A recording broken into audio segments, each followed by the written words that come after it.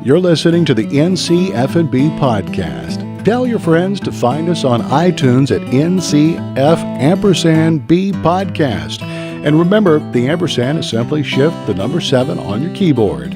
And share our website, ncfbpodcast.com. There you'll find pictures, show notes between shows, and links to content where we've discussed on each episode. And follow us on Twitter and Instagram at NCFBpod. This show is sponsored by Food Scene. That's food-sceen.com, providing professional photography, social media management, website design, and graphic design services for the food and beverage industries of North Carolina. Foodscene.com. And now, enjoy the show.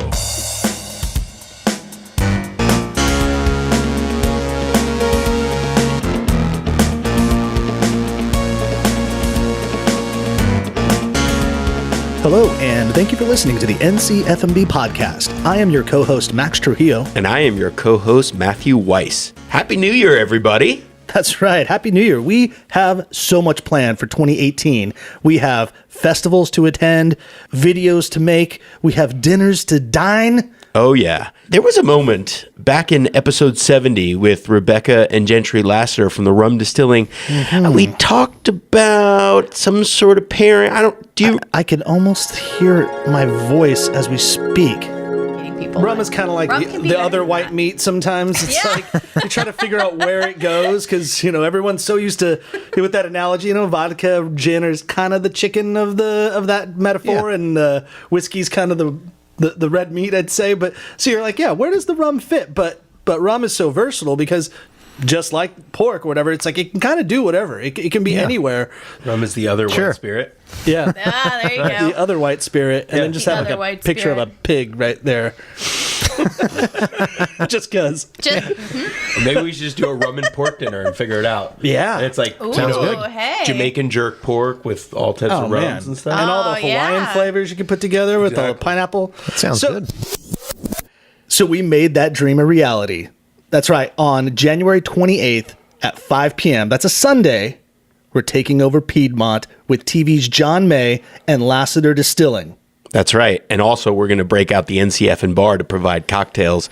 So it's going to be a Caribbean meets Hawaiian meets North Carolina.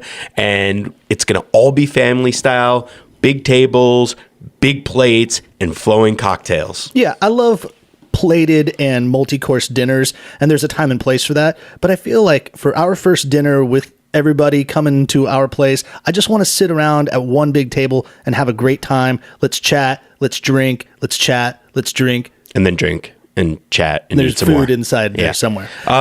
Max, how do we get tickets to this thing? Yeah, so for the best way to get tickets, go to our website or our Facebook page or even our link in bio on our Instagram. For the next few weeks, we will have a link to Eventbrite where you can purchase tickets. Tickets are $65. I think Eventbrite adds like $5 for them, so they're around $70. But know that it's going to a good cause. It's going to the NCF&B podcast so that we can do amazing things all year long and bring you excellent content for the year. In other exciting news, next week, our NCF&B podcast video will be released as well. Oh, it's exciting. So we went on location for the last 4 episodes, including the one that you're about to listen to. So we spoke with the ladies of the Mofu shop and how they got their start with food trucks and turned into a brick and mortar. We went to Charlie Deal up in Chapel Hill. He's a restaurateur of 3 amazing restaurants and how he not only became a chef, but even transitioned into a sommelier. And then we added a little national flair with the wine director for all of David Chang's restaurants. We spoke with Jordan Salcito, and we were at Pool's Diner where she was guest somming that night. And then we finish with today's episode, Ben Barker, where Ben Barker, the James Beard Award-winning chef of Magnolia Grill, and then also his son's new restaurant in Carrboro, Pizzeria Mercato.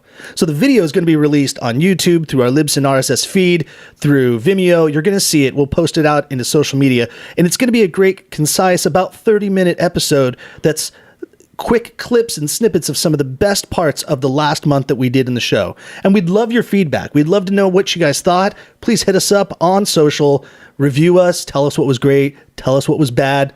Well, keep some of the bad away from us. Yeah. Think of this as the Cliff Notes, or in our case, it's the Forest Notes. So the video, produced and directed by Forrest Mason of Food Scene is stellar. You might remember him because he did our lamb stock video, and we worked together again. Check it out next week. But for now, enjoy the full-length episode of Ben Barker and all of his wisdom.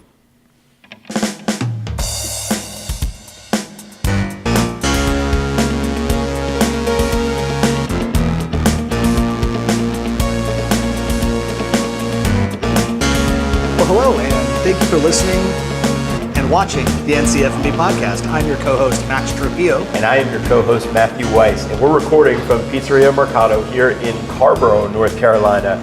And we have not only the voice of a generation, but the chef of a region, Ben Barker. How are you, sir?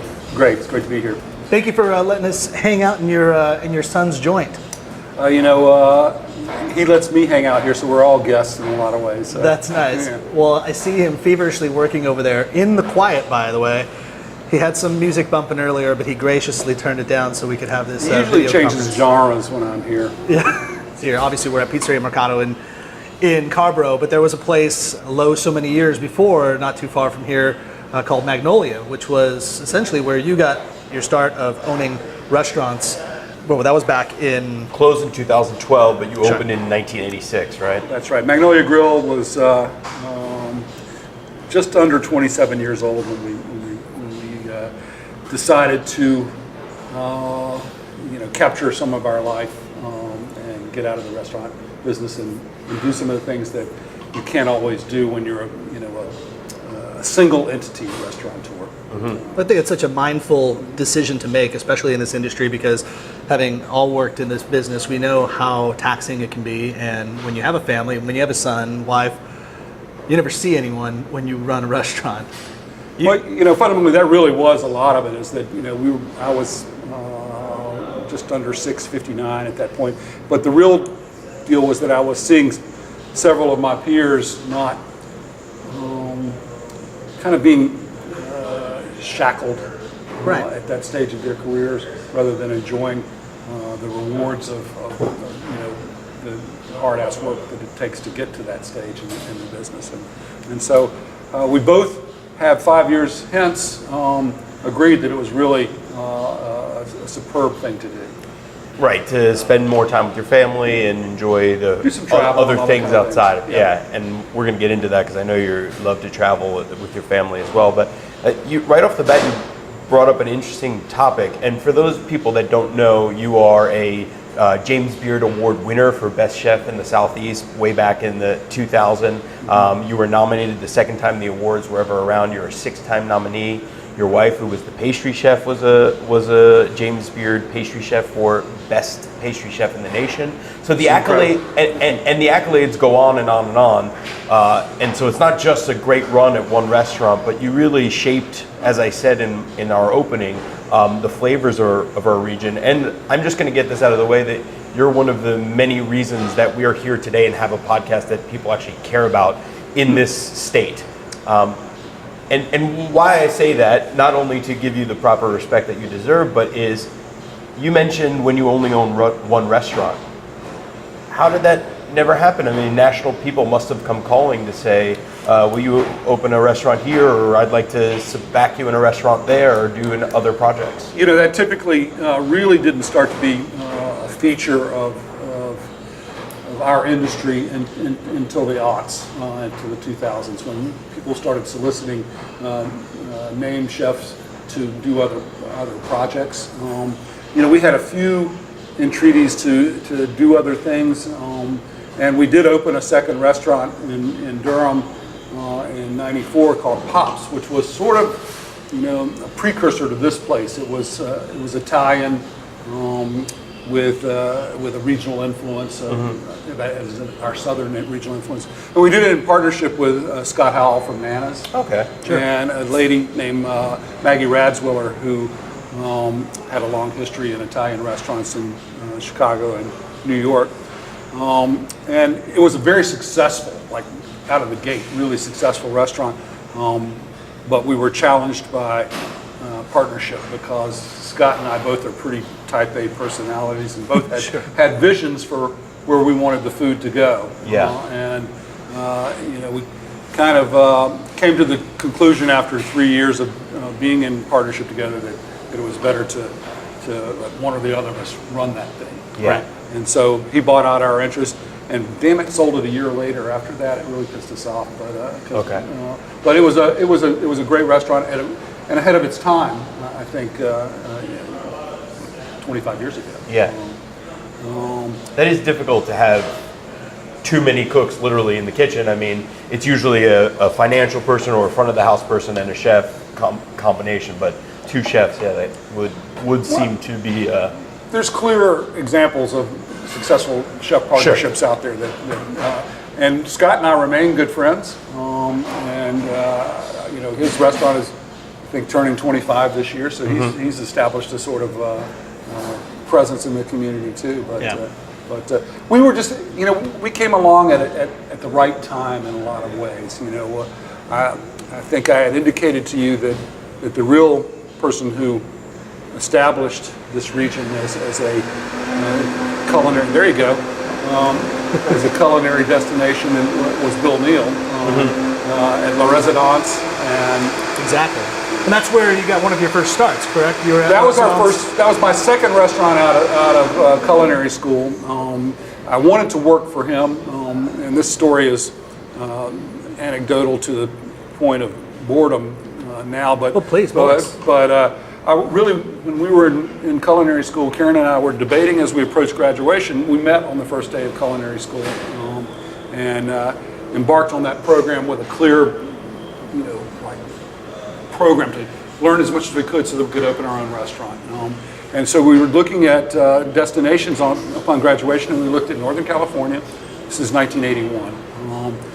And I was really interested in Napa Valley and what might be, because there wasn't much going on out there, and we thought, man, I would be a rich dude by now if we had done that. We came really close, but I had family ties here, and I wanted to work for Bill. He would not hire culinary grads. He wanted blank slates. People that he could train and teach the way that he wanted to do things. And he was, really ahead of his time. He was doing daily changing seasonal menus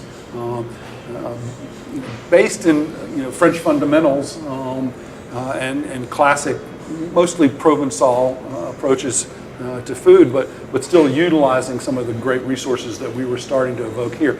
Carrboro Market right across the street here had just opened in 1979. Its original location was downtown, but and at that time only had like 6 or 7 vendors. But he was one of the first to really utilize that as a tool for the restaurant.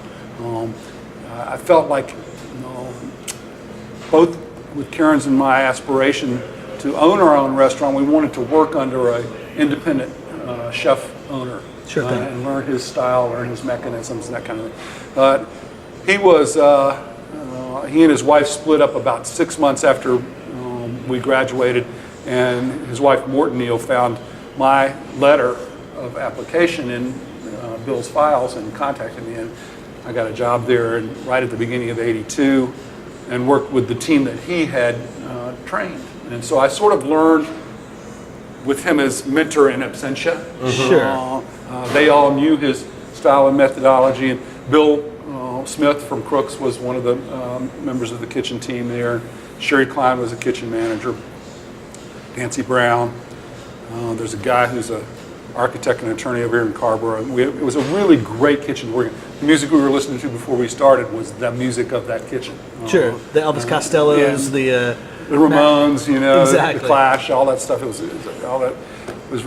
was a great time because we did write the menu every day at 5 o'clock, and if we could figure out a way to call it something in French, then we felt pretty you didn't unafraid. have Google Translate back then to say how do you call it? What do you say? Tête de cochon. That'd be like the only thing I could think of. It was a really rewarding cooking experience because it really was cuisine de marché, market-driven cooking.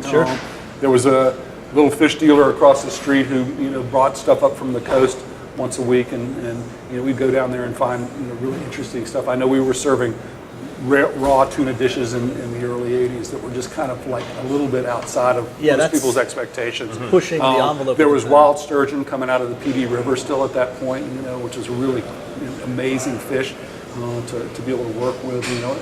You never see Atlantic sturgeon anymore. I mean, it's all farmed or wild out of the Columbia. So it was a really scintillating experience going to the market and encouraging some of those guys to grow some things for us that would enable us to, because we couldn't get filet beans, haricot vert at the time. So we encouraged one of the guys to grow traditional beans and then pick them really small. He was growing blue legs probably and just picking them really tiny. Well, that's an interesting part that you mentioned, and I was thinking about what the agricultural scene looked like in North Carolina 35 years ago. That's what it was mostly truck farmers around here and at the market in Carrboro. We've been, and I say this, we've been extraordinarily fortunate here because we've had the elements of the Triangle area that attract smart, entrepreneurial types. Also attracted a type of farmer grower that was smart and really wanted to develop the program in a great way. Alex and Betsy Hitt at Peregrine Farm are a great example of people who started about the same time we did and became friends and traveling cohorts, but also sounding boards and experimenters for us. We're willing to grow things specifically for us that were not part of our regimen. And what the other growers saw was that the consumer here, the very educated, well-traveled consumer who resides here, wanted those things too, and really helped cultivate the market. Wasn't it early on? I mean, actually, though, that the Carrboro Farmers Market was recognized on somewhat like a national level for being an exceptional market? Early on is a matter of perspective.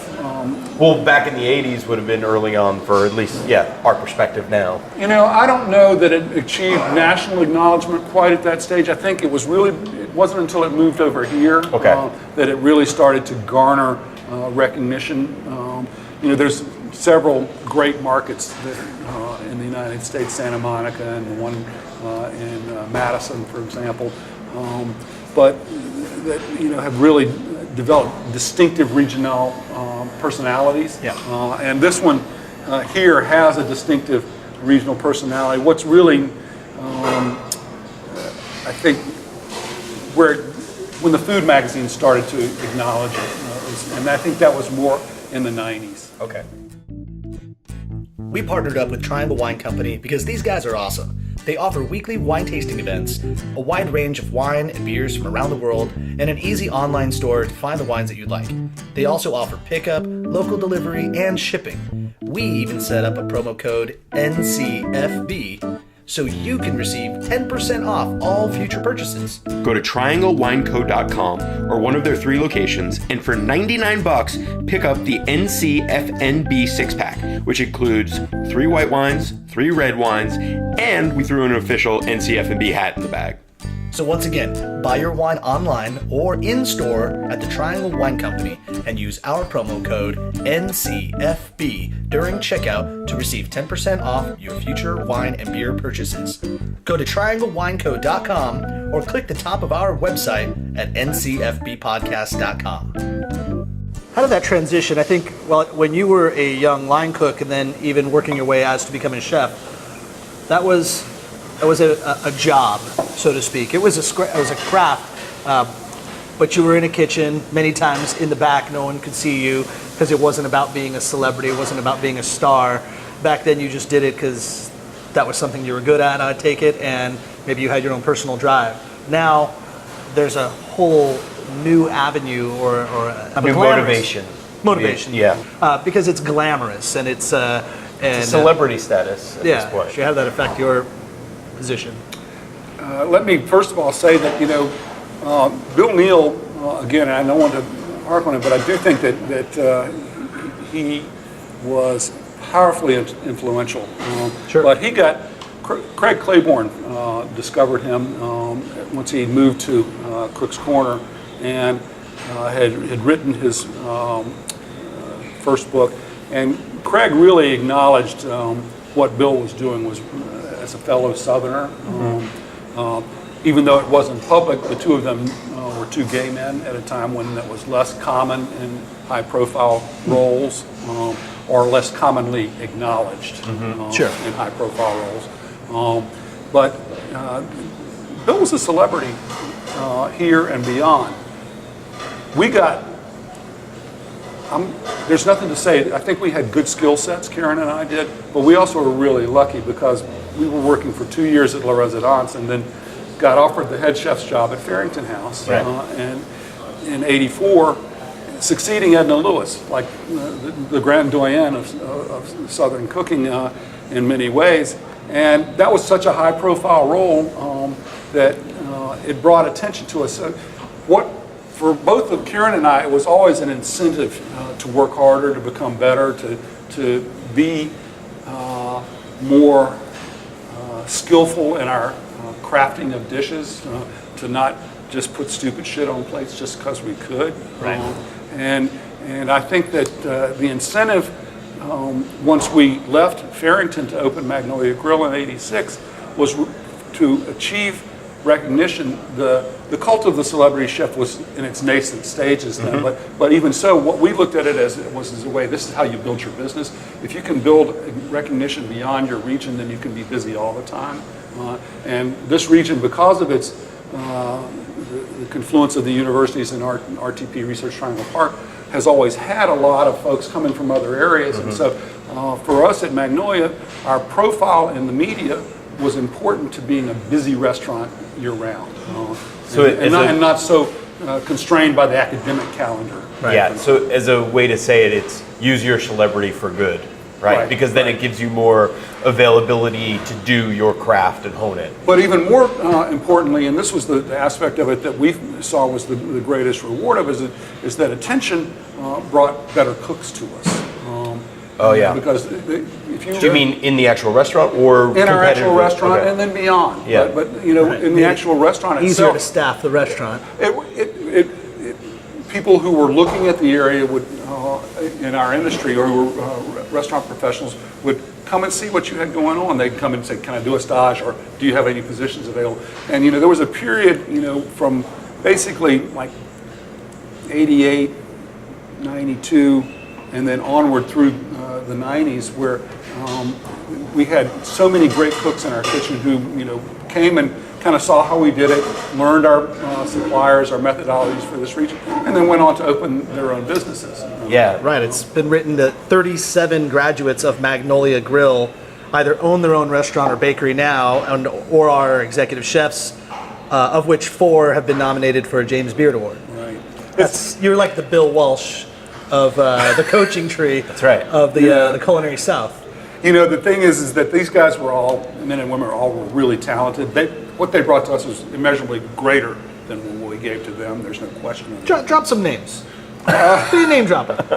Well, there's Scott Howell, already mentioned. Scott Howell, Phoebe Lawless, who owns Scratch Bakery. Of course, she's amazing. There's Amanda Oyster, who is over at Littler in Durham. Oh yes. There's so many. Tom Ferguson, who started Rise Donuts and is Durham Catering. That's right. There's his brother has Durham Barbecue, for example. Tim Grudy, who was one of the best line cooks who ever worked for us, is down in Charlotte, actually in Davidson, right outside of Davidson, working. When there's some, Matt, it just goes to show. We had this conversation a while ago about resumes and when you put like references and all that. One might think that Ben Barker might have his name appears in more resumes in the Southeast than probably any other chef's name. There's a good thought that maybe you've been referenced by more potential chefs out there. I'm not sure that's true. Don't hit him up on LinkedIn if you don't really know. My idol in the Southern chef world is Frank Stitt, and I think he's probably got more people out there in the world doing things. There's so many people, and we've got 3 more on the cusp of doing their own thing too, and so it's just really been a rewarding thing. Not all of them have stayed in the industry though. Right. I have to ask you because I've talked to you a little bit off camera, and you seem to be such a humble man, such a family person. We've already talked about how it's important about the craft for you, but was there ever a moment where you're like, am I the Susan Lucci of the James Beard Awards? Absolutely. That was an ongoing joke. And the thing about it is that, and you see this still to this day with national publications, they're a little bit more willing to look at small communities for great food. Meaning James Beard is more willing? Yeah. Okay. Yeah. Well, for those that don't watch All My Children back in the 80s and 90s, I will at least make reference. What Matt's speaking to is the James Beard Award nominated you in 92, 95, 96, 97, 98, 99, and then finally in 2000 you came home with the prize. Yeah, and I think they just got tired of having us come. We loved it because That's probably what it was. We would go to New York every year and get to see people that Sure. we were fans of, and eat great food and hang out in the city. Karen, my wife, is from Brooklyn, so it was good for her to go back to her own stomping grounds, and so it was a real rewarding thing. But we did make the Susan Lucci comparison. There's no question. So. I mean, yeah, but how do you feel? I mean, because we're all competitive, right? Especially as a chef, you have to be competitive. It's got to piss you off at some point, no? Or it's like, just don't nominate me then. No, because we really loved doing the trip every year. Okay. It was really great. And I still got 3 tuxes, one of which I can still fit into. So. There you go. Nice. It was a rewarding association, and the Beard Foundation has gone through some trials and tribulations, but has sort of found its feet again. It seems to me. Yeah. I'd say it's pretty strong. And young cooks are now using it as the mechanism, the vehicle to garner some recognition, and Most definitely. as a tool in that regard, it's really great. And it seems like they're doing it more on the local basis. It's a great organization. I mean, the first cookbook I ever got from my dad when I was in culinary school was a Jim Beard book, so it goes back. Well, speaking of that, you and your wife both co-authored a cookbook in 2003. You wrote a book, and then she ended up writing a book the next year as well, right? Yours is Not Afraid of Flavor. Right, which we shared Right, the the two of you. authorship of. And then she did a dessert cookbook that didn't get nearly the acknowledgement that it deserved. There's great bakers in the world who believe that's one of the superb Sweet dessert stuff. books Yeah. ever written. So she's really the talent in the group. There's no question of that. She's the leader. She's the driver. She's the person behind the scenes. I wonder, and I was trying to find this, I was trying to research this. Google wasn't telling me this answer, and maybe you guys know this, but are there other couples that are both James Beard Award winners? To the best of our knowledge, we're the only ones. I think you might be, at least as far as the research that I've found. The only ones who won for 2 different categories. I think there may be a chef couple that might have won for their restaurant. Like together. Together. Okay, right, sure. Right, yeah, because you guys were tackling 2 different aspects of the culinary design, and it's pretty amazing to both take it. And I think, with respect to the people who worked with us and helped us achieve getting the Best Chef Award, which I've always felt was misnamed because it's really your team that helps you attain that. Sure. But How would you name it? I think it should be Best Kitchen or something. It'd be nice. Maybe a led way- by, and then or maybe that kind of thing. I mean, Right. hopefully there's someone with a vision that defines how things happen. Karen, on the other hand, was also nominated, I think, 4 or 5 times for Best Pastry Chef in America, Right. and that's for a baker. I mean, no one had ever won from a non-metropolitan area ever before or since. I don't think. Yeah. Well, that's we were just speaking about Lionel Batanet, the master baker, and he nominated for so many times. But when you look at it, there are regions where the chefs get nominated and then ultimately can win. But with pastry, with bread making, with all that, that's national. You're going up against every restaurant in the country. And I think it's indicative of where we are. When we closed the restaurant, we took a 35-day cross-country drive, and it was really profoundly indicative to us how far along this country has come in the quality of food that is even in the smallest of communities, and the respect for ingredients that has been sort of infiltrated into the infiltrated culture. into the culture. It was a really, we had one shitty meal in 30. Now, part of that's through great research on Karen's part. But, Yeah. Right. But But still driving across country. I mean, it used to be, I remember traveling with my, family out west, and it was either like, the Ponderosa buffet bars or some old rickety pub that, you didn't want to eat the fish. yeah, it was a rewarding trip. As a matter of fact, the only shitty meal was in a beer to one restaurant. Oh, wow. Well, maybe because your expectations were a little higher too, possibly. Maybe. Talk to me about working with your wife. My parents still to this day work together, travel together, do it all. So, and they're still married. You're still married, and obviously are now working as a family again. So there must be something to that. But I want to hear the gossipy details. Did you guys ever have a fight in front of the staff? That was one of our rules, is that you don't fight in front of the staff. And was it always honored? It was occasionally there were elements of disagreement that required stepping away. I see. Yeah, you had a symbol or a scene like, if I say buttercup, that means we step in the walk-in. Mostly, I think we've been very fortunate in that we have had a shared vision and markedly similar palate profiles, in that we both are pretty good at what we're respectively responsible for, and as a consequence, there's been rarely an overlap that created issues for anyone's ego or for their shared vision for what we were trying to do. Karen and I, it is a challenging environment because there's a lot of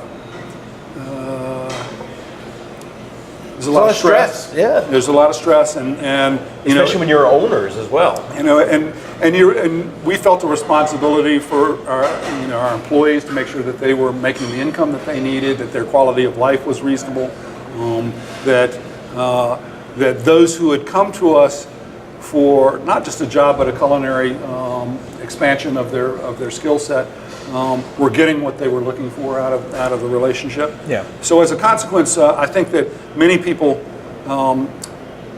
maybe not necessarily as cooks, but as operators, got a lot of knowledge from how we worked together, how we married our love of our craft with our love for each other.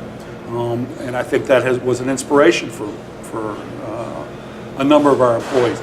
By the same token, there's shit just happens, and I'm kind of a grumpy guy when things don't go my way, and so Karen was really good about tempering some of that for the public.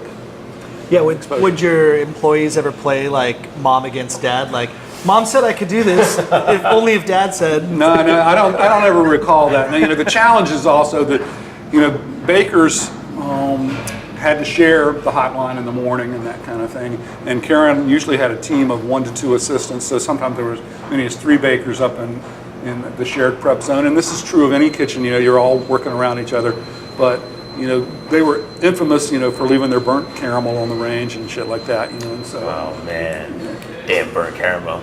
And then what would you do with that? It would get mentioned. Okay. But like maybe sometimes it ended up in Publicly A lot of times we would discuss stuff away from Yeah. the kitchen. No, It's really been rewarding to see our son with his kitchen management teams, having grown up in the restaurant. He learned that we respected every individual equally, regardless of their role or their status within the operation. Right. And as a consequence, I think it's great to see the respect level that all of his employees have for each other because of the way he treats them. And I think that's what he was exposed to. Yeah. Yeah, let's go there. You mentioned your son Gabe, who is in the background over there. If you zoom in tight, you might be able to get. Is he the one making all that noise back there? He's the one making the ruckus. No, just kidding. But so as I've read, Gabe, your son, had worked a little bit in the restaurant back when he was a little kid or a young man, but always in the front of the house. Is that correct? Like busboy? Yeah, he was a back waiter. Back wait, things like that. Yeah, he was the one who he walked by Expo and always make sure I knew how hard he was working and see how hard I'm working, Dad. Yeah. But how did that transition? I mean, did you not allow him to get into the kitchen at that time, or was that not his interest? It was not his interest. back waiter when you're 17 years old, 16, 17 years old, was really lucrative at the grill. I mean, he made serious cash at that time. And, I think that he respected what we did. He relished our role as chefs and the fact that it enabled us to do professional travel that he could accompany us with. And he got to see a lot of things, got exposed to a lot of things, loved food throughout his childhood and into early adulthood, went off to college to get the same history degree that his mom got. And the day that he graduated, he said, I want to go to culinary school. And that was the first we'd ever heard of any. We knew that he cooked, while he was in college, but I think it was stoner food and stuff like that. So He had a hot plate in his room and made nachos. But it was a surprise to both of us that he wanted to pursue the career that we had, primarily because of the time investment and how much he had seen that the restaurant had taken me away from. The highs and lows. I mean, we know you as a very successful chef, you and your wife. But how did you personally feel about his decision to want to effectively walk in both of your footsteps? Well, there was, I thought we were intrigued by it. We discouraged him from pursuing it, not because it hadn't been rewarding for us, or that at the time we weren't still being rewarded by it, but more by virtue of the fact that we just felt like have many chefs compromise personal relationships because of their careers, and I don't think that that's always such a great thing. I mean, Karen raised both of our sons, mostly by herself, because I worked nights all the time, and so there were a lot of things that I didn't see and didn't do. Most of my younger peers appear to be much more aware of their responsibility to their families, and are taking greater control of their lives so that they can achieve a balance. I did not do a very good job of that. Part of it is because I'm a control freak. Part of it is because I was so invested in trying to build the restaurants. I fairly or not, I thought that we were one, if not one of the best restaurants in the area, and I felt that part of that was because of my drive to make every plate be as close to perfect as possible. Yeah, sure. And so that's a flawed character aspect of me, but it did mean that I lost a little bit of him. When he decided he wanted to go to culinary school, I told him he had to go work for someone else, not us. Because I think that, and certainly there's numerous young chefs who go and work for their families, but the best ones, I think, get out of the aegis of their family dynamic and go and learn from someone else. And so he arranged his own first job in San Francisco and drove out there, and went to work and found that he worked in Delfina, right? And then for the pizza shop. He started out with a guy named Gordon Drysdale, who was part of Real Restaurants Group. He was the chef for Mustards and started Fog City Diner and a number of those, that group of restaurants. Gordon is one of a superb chef and a family friend. So he stole your idea to open up in Napa, right? No, although he's a Jersey boy. Gordon was a partner in a restaurant on Union Street called Cafe des Amis. It was a French bistro place, and Gabriel went to work there so that he could, rip his hands to shreds on the mandolin and shove oyster knives into his wrists and stuff. Sounds awesome. So he did that for a year, and then we had encouraged him to. He went to work for a couple other people, but we encouraged him to again do as we had done, and if his aspiration was to be in the restaurant business for a long time, to go and work for chef owners, and Craig and Annie Stoll at Delfina were people that we admired, and he went and got a job with them on his own volition. We knew the Stolls, but he worked for them for a year before Craig knew that he was our kid. Nice. Which was no neat. nepotism there. That's cool. Right. So it was. They're Beard Award winners as well in their San Francisco area. Right, and we thoroughly respect and admire the work they do. So there's no question that there is more than whispers of Delfina in Mercato here. Right. Because Craig's attention to detail, his love of ingredients, his understanding of the not Spartan but less is more approach to Italian cooking has clearly influenced Gabe's approach to it as well. So walk us through, I'm sure, and Matt's curious to know this as well, but where did this conversation start with Gabe wanting to open up Mercato? Was this the two of you, your wife and you, both like excited about the potential of him doing something else? Was this him saying, I'm going to come back and open the place? Like, what was that first conversation like about getting Pizzeria Mercato off the ground? Well, I think it's important to realize that San Francisco is Karen's and my favorite city in the United States, and so we loved him living out there. We went out there every 4 or 5 months to visit. There was no question that even though it was a great distance, we were not unhappy with. Oh, speaking of the devil. Little pork belly scrub. Thank you. We're Your ears talking must have been about Talk ringing, talk about spare and Spartan. There we go. It's all about a taste. But I'm not going to feed you, Ben, but I'm no, going that's to. okay. I ate this the other night. Go ahead.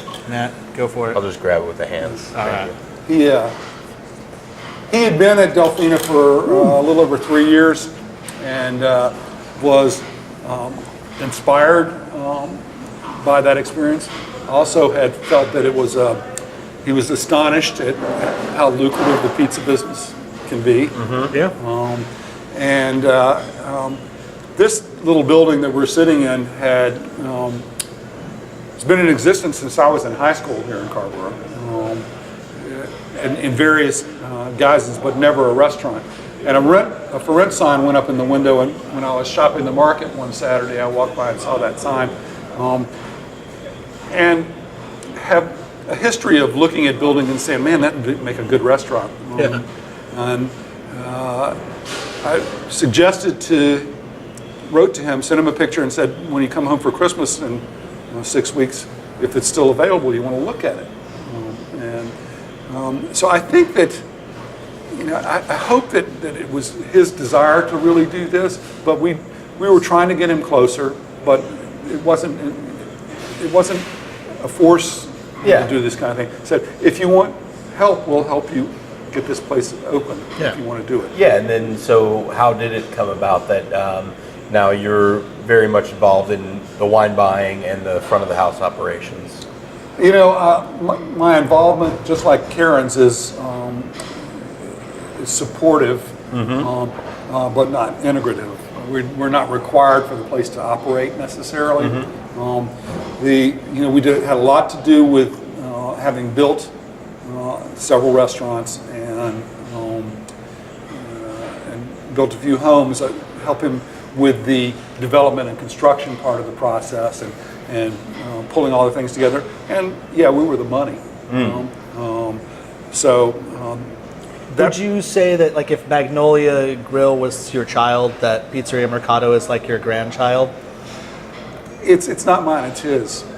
It's his child. It's his but child. For you, it's like, when you're the grandparent, you get to take the little restaurant to the park and buy it ice cream, but you don't have to deal with its tantrums or its P&Ls for that matter. Well, until he pays us off, we still get to deal with the P&Ls. It's true. Well, just like a good grandfather, you're probably still paying for the college tuition or something. We're thoroughly invested in this operation, and really what it delivers for Karen and I is a place that we wanted to eat that was close by. Yeah. I mean, that's really what it has continued to be on a weekly basis, pretty much. Good pizza, son. Open a pizza restaurant. And the fact is that we have great pizza here in the Triangle, but we had to hike a little bit farther for it. Sure. So this was a little bit more convenient. The wine part of the program, I had a fortunate circumstance, and when I was at La Residence 6 months into that cooking job, Morton had passed.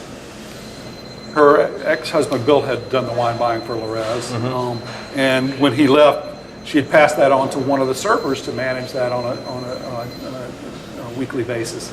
And when he departed for greener pastures, she comes into the kitchen and says, Craig's leaving, anybody want to take over the wine buying job? And I said, I do. Yeah. Because we had a really inspirational teacher at CIA in the wine part of the program there, and had really inspired Karen and I about that facet of it, and so cultivated the love of wine and food and that part of it. And so that was an aspect of my career that was equally gratifying throughout, was that facet of it. And so Gabe needed something for me to do that didn't necessarily interfere or oversee what he was doing, and so I think I got awarded that segment of this operation. Nice. And now, how much do you ever? Is there ever a moment when you're looking over your shoulder and be like, maybe a little less salt on that, or?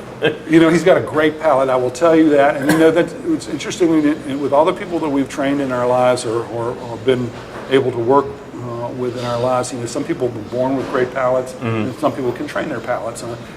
He's got a great palate. He's got a high acid, firm seasoning palate, and so that aspect. I do discuss integration of ingredients. My understanding of the market cycle is powerful because of 30 plus years of doing it. Sure. So when things are going to come along and when things might be around or what it should be thinking about to look at next, I bring that knowledge base to the table. There's dishes that I'm critical of. Some of them stay on, and some of them go through hybridization. Okay. And like I said, I brought him a list of some things I was thinking about the other day. He's like, oh, Dad's got the pad out again. So we get that. The thing is, some of it is appropriate to his. It has to be his food. He has to be invested and fully behind it. I think there's, when you're a young chef and you're still developing your skill set, sometimes you, as one who was inherently guilty, that you try to put too much shit on a plate, or try to show off, or try to make a plate overly complicated that probably sings with the removal of an ingredient rather than the addition. And so my role continues to be devil's advocate. His mother and I don't always agree either about what things work best together. And I don't want to necessarily give examples, but like he had an octopus dish on with lentils that I didn't love, and we said, we just don't love that one. And he says, what do you love about it? I said, it's just kind of muddy. So it stuck around for another week or two, and then something else came along. So we don't oversee or say, how do you make? I do occasionally make food cost Analysis or so. a little bit, just to sort of see where It's kind of he's your thinking role as about the that money. part of it. Yeah. But we don't hold that over his head at all. Sure. Because the restaurant has been successful, continues to be successful, and he's paying us back. So we're in a happy place in that Well, we regard. talk about that all the time, that it's not just being a good chef by making great food and being everyone's favorite person, but you also have to make your business financially viable. That's the other aspect of being a great chef, is learning how to run it. There's no question. And learning how to run it right. I mean, I think some of the most talented chefs in the world aren't great business people. Right. And there's numerous examples out there. But it's just, I want him to be a successful human first, to care about his community and his partner.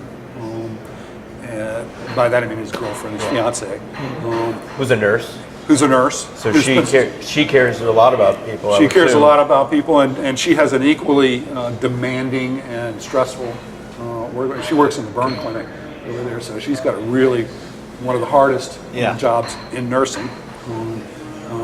But and about nurturing people that work with him because he will be better rewarded in the long run by that sort of relationship. I want to tell you something that Max and I didn't know Gabe at all, but my dad used to say something that, or still does say something that always rings true. He said, I might have never, when he meets somebody who he likes, he'll say, I might have never met your parents, but I know them. And I would say, even though it kind of worked in the reverse, I think when Max and I first met Gabe over at Hillfire at the Terra Vita night, there's definitely, he was so praiseworthy of you you know, and you could see that it was genuine, and it just overall, it's obvious about how close you are as a family and how your influence has infiltrated into him, and I think, and how respectful he is. It's a refreshing thing to see in this day and age, and especially for a family that works so closely together. Well, you know, the way we describe that, where are you from? San Jose, California. New York. Right. Down here, we said when you meet somebody that appears to have good qualities, and as someone who has hired individuals for a long time, you become quick. You guys both have been in roles of having to hire people and make snap decisions about, you know, character or personality. But down here we say they're raised right. Exactly. And you can usually assess that pretty quickly. We're very proud of him as a human being. Absolutely. Yeah, he was so humble just at this. He's at this event where you have phenomenal chefs left and right of him, and he's cooking an amazing. What was he doing? Octopus that night? I want to say. He was. That's funny. He was doing octopus. Yeah, it's that same octopus lentil dish that you thought was dirty, but or muddy.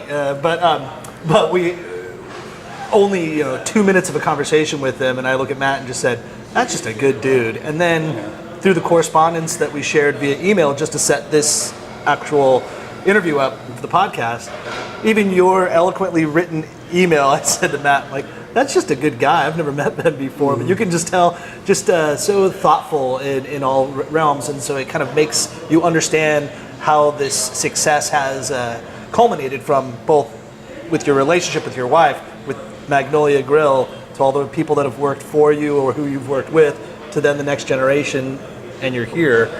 Well, you know, both of my grandfathers were independent business people, and it was really interesting to watch them be part of their communities. One of them was a hellion, and one of them was an upstanding Christian man. Both really different personalities and profiles, but both had successful businesses that I admired in different ways and learned a lot about being an operator from. And so if I've imparted any of that on Gabe, I think he got to see it firsthand. There's a picture in the bathroom of him sitting on his mom's baker's table when he was 16 months old. So nice. He was in a playpen in the bar until he was 2.5. So. Talk about seriously, literally growing up in the restaurant business. Yeah. Well, I want to even take this one step further, because as we talked about, and it's been written about 37 alumnus of the Ben Barker culinary tree, but you said yourself you're a control freak, and you said that was a flaw. But I'm wondering, with all these people that have worked for you or worked with you, gone on to success, how much leeway did you give them, and in terms of your menu, and how often did somebody get to create a dish, or would they have influence on what you cooked? None. They had no influence. No, that's not true at all. The deal is that each. I was not afraid of hiring strong personalities, strong individuals. There were people who brought attributes and experience that were monumentally instrumental in helping us develop a really personal style of cooking that continued to evolve throughout. 25 years is a pretty long time for a single restaurant to go, and to have a very specific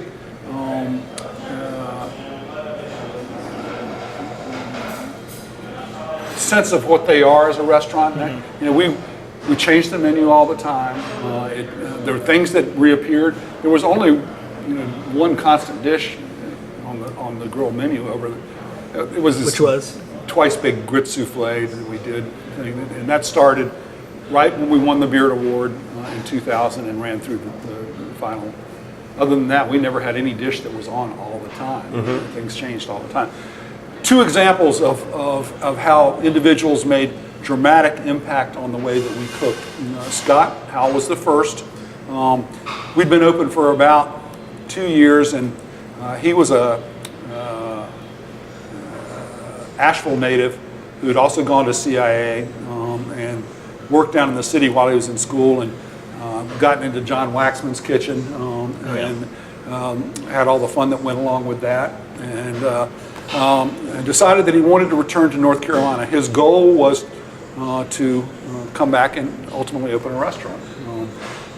He called me, and the timing was perfect. I needed a sous chef. I knew he had the skill set, and he came in, and there were a couple things that we were doing that were sort of de rigueur, that came out of what I had learned at La Rez, and it was almost sort of a, I'm embarrassed to say, sort of a hotel approach to thing, in that your center and plate protein would be different and garnished differently, but a lot of times you'd use the same veg on 2 or 3 plates. Sure. Kind of thing. Hoteling everything. Yeah, gotcha. And also we were buying our bread from a bakery called the Bread Shop, and then the 9th Street Bakery. And he encouraged us to really give definition to our plates by making them fully independently garnished, so each plate, was a cohesive whole. And I don't know if he would take credit for that. He'd worked for David Boulay before he came to work for us, and that guy's the shit still. And I worked for him as well. Did you? Yeah. I mean, he's a pretty amazing chef. Oh. And an amazing intellect. Yes. That shit crazy, but amazing. Yes. And then he also encouraged us to start baking our own bread. And so we worked really hard, and Karen developed a singular focaccia recipe that we still use here today at Mercato, and a baguette that was with our own sourdough starter that was, she still got some of that. How starter. old is that starter? It goes back to like 91, I think. Okay. So it's getting on up there. Topic of conversation earlier today. So Karen was really great in that regard, and she and Scott kind of clashed a little bit more than I did, because he wanted to make things happen right away, and it was important to him to maybe get acknowledgement for his contribution to what he was doing. But he went off to do his restaurant, and with great success, and we remained terrific friends. Behind him was a fellow named Tim Grudy, who came on not right after Scott. Tim's restaurant in Davidson is called Fork, F-O-R-K. And I believe that he was probably the most talented line cook that ever worked for us. And he came in as a line cook. He's from New York. His wife's from, I think, Long Island or something. And they wanted to move to an area that was better to raise their kids. And at the time, this is a weird coincidence. Jonathan Waxman was out doing a restaurant with Alice Waters' ex-husband in Napa Valley. And Tim was working for Waxman out there. And so we were out in Napa doing a visit, and Tim had written to us, and we went and had dinner at Jonathan's restaurant. And Waxman knew us and knew that we were interviewing Tim for the job. He kind of gave his blessing to do that, which I thought was a really professional thing to do. And so Tim came to work for us, but before he worked for Waxman, he worked for Danielle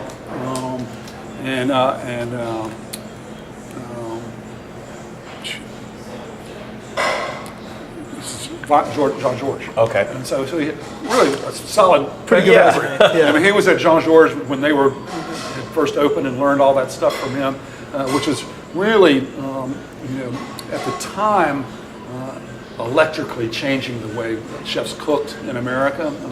It was more about vegetable purees and fusions and things like that, and it was really a dynamic sea change in the way that we cook.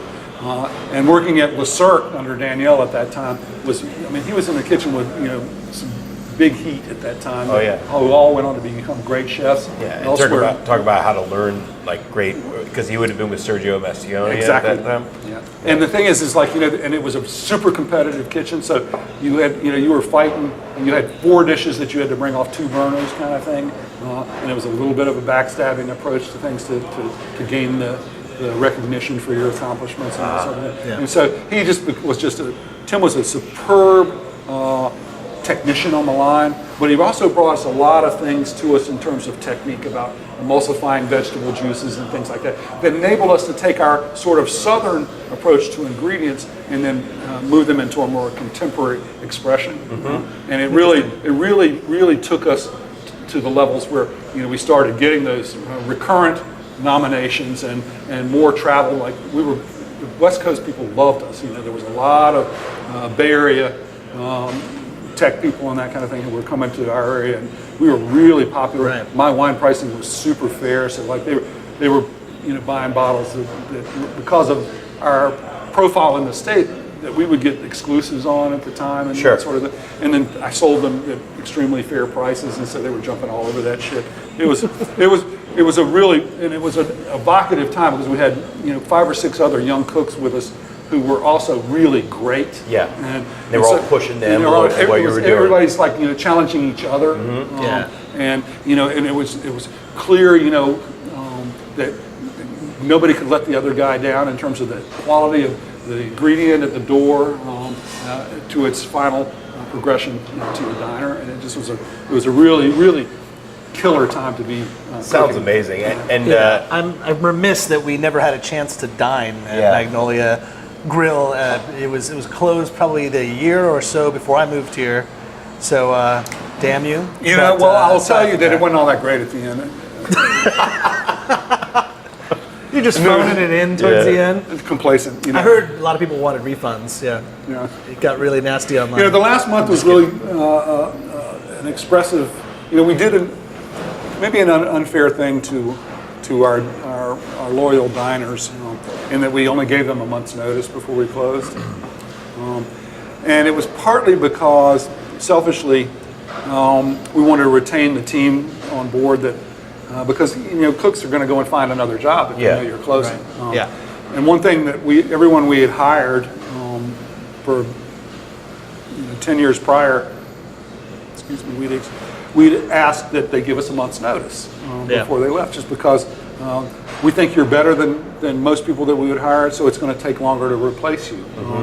And so we sort of, I don't know if they feel this way or not, but we sort of did it back at them and only gave them a month's notice too. Yeah, sounds fair to me. Who wants a huge long goodbye though? That it gets awkward after a Well, while. We're closing in 7 minutes. Then when you say goodbye to somebody and then you both have to keep walking the same direction, you're like, I'm just gonna go this way, just even though it was a con. We had people fly home to eat there, and people camp out on the front of the restaurant at 8 in the morning to get the 25 walk-in tables and that kind of thing. So it was a nice finish. Well, Ben, thank you so much for letting us come into your grandbaby restaurant here. You said that you have another son as well, so what's his name and what restaurant is he opening up soon? Our elder son is Adam, and he lives down in Wilmington, and he's, I guess peripherally, he's an HVAC specialist, so, but he's a great cook, which is good because... Does he fix your walk-ins when they go down? Well, if he consults, then man, I wish he was up here because it would be really, you can keep him busy. Adam, get up here. Adam, he's happy living in Wilmington. Yeah, I bet. The grandbaby's down there too. Okay, so there you go. Well, thank you again. Matt, what do you got? Well, I have to say we didn't get a chance to eat at Magnolia, but now at least we have the chance to eat at the grandbaby or the offspring of Magnolia in a much more casual setting, but I'm happy. So come down to Carrboro, come to Pizzeria Mercato, see the Barkers, and eat and drink merrily. Thank you. Thank you. Thank you. Thanks for listening to the NCF&B podcast. And if you've stuck with us this long, review us on iTunes and remember, 5 stars are encouraged.